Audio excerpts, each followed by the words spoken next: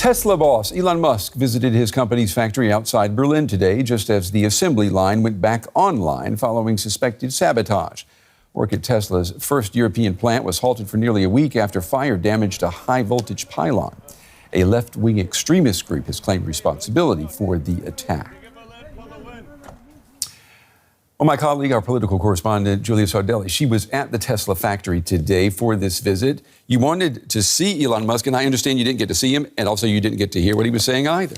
Well, I saw his car drive by, and it was obviously a Tesla, so I got that. But yeah, we were sort of all outside, kept outside of the factory, and we could see this big tent with all the workers inside and Elon Musk talking to them. But then we actually got a car driven by employees of Tesla parked in front of where we journalists were standing, blasting music, so we couldn't really hear what he was saying inside. Do you know why? Why would he not want you to hear what he was saying? I guess it was not a public event, so they didn't want us to listen in. But do we know why Mr. Elon Musk decided to take the trouble to travel to Germany to visit his factory? Well, it seems like he had to boost morale a little bit at the factory. It's been a week with workers left not being able to work because of the arson attack that happened close to the Tesla factory, and they basically had to shut down production. So that was last week, right? Yes, exactly a week ago. So I imagine that there were some concerns also among the workers there about, what is going on here. Some worry also. Do people actually hate us because we work at Tesla? Well, what is going on? I mean, it was sabotage, right? Yes. We've heard a group claiming responsibility for the sabotage of the power lines leading into Tesla, and it affected the Tesla factory, but also people who live in the area who were without electricity also for a week. So it's been quite an impact for Tesla itself. The company has said it's lost up hundreds of millions of dollars or euros because of this. And so, Elon Musk was there to boost morale, to tell the employees there that he's not giving up on the Tesla project in Germany, and that they actually want to continue with plans to expand the factory. Well, is there a hostile environment right now between, I guess, the people who live around the factory and the Tesla management, or?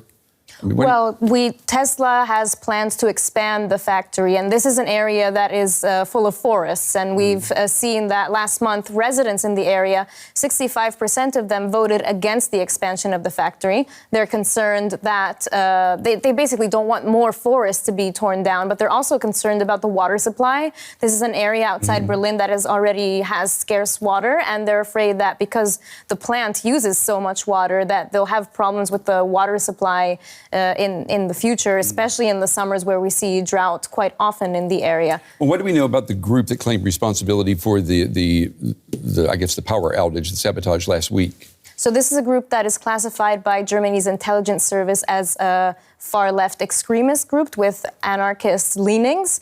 And we don't know much about them, really. They know that they were formed in 2011 and that they've been carrying out arson attacks in Berlin and the area around Berlin. And it's not the first time that they actually went after Tesla already. What are they against? They are sort of like an anti-capitalist group. They've attacked Tesla specifically because it's supposed to be a green car, right? Electric car. Well, this is something that I heard, for example, from another group of protesters who have set up a protest camp just outside the factory in the forest that is meant to be torn down by the expansion. And they have distanced themselves from the arson attack. They don't agree with that other group that is going against Tesla. But the protesters in the protest camps, they call themselves anti-capitalists, and they say what Tesla is doing with electric vehicles is not the solution to the climate crisis. They say that the way that Tesla produces its electric vehicles is exploiting, for example, countries in the global south where raw materials are taken to produce the batteries for the electric vehicles, and that this is actually causing more inequality and more injustice in the world instead of actually bringing forth a transition that they say should be more fair. Yeah, we know Chinese car makers right now, they're also, about to lead the way when it comes to e-vehicles. I wonder if they're being targeted as well. What about Elon Musk? Do we know, does he have any buyer's remorse? It's a big investment to put a factory like that here in Germany. Wages are high here. I mean, it's not inexpensive to do business here. And now he's got sabotage to deal with. Yeah, and this is the only Tesla factory in the whole of Europe, so it is quite a big thing also for Germany.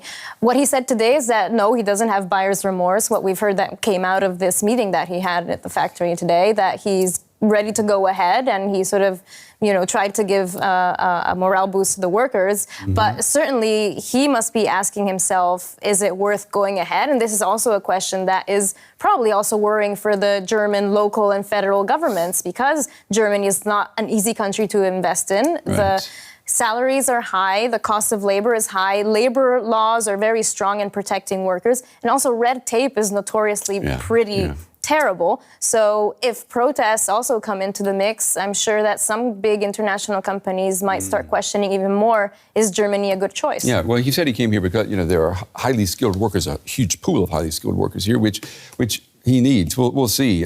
He says that buying Twitter was not a bad idea either. So, I guess the jury is still out on that. Julia, thank you. Thank you.